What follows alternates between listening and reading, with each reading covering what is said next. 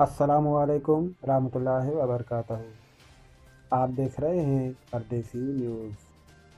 आज हम इस वीडियो में आपको बताएंगे सऊदी अरब और पाकिस्तान की करेंसी रेट। तो अगर आप इंजाज बैंक से पैसे भेजते हैं तो आपको 43 और कुछ हलाल मिलेंगे जो आपको स्क्रीन पे नज़र आ रहे हैं। तो उस तरह ये फौरी बैंक है, टेली मनी, क्विक पे, तेविल राजी और एक्सप्रेस और इंजाज बैंक। और जो भी है ये रेट आपको सामने स्क्रीन पे शो हो रहे हैं। तो आप जान सकते हैं कि आपको ये बैंक क्या क्या रेट देती है। और मनी ग्राम जो है वो 44 रुपये आपको देगी पाकिस्तान के लिए। और उसके बाद है ये फौरी है, रियाज बैंक है, एसटीसी पे है।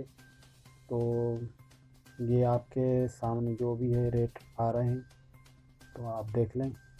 आज के जो ताज़ा तरीन रेट है एक्सचेंज के हवाले से तो यही है, यानी रियाल टू रुपीज़ पाकिस्तानी। तो यही थे आज के रेट।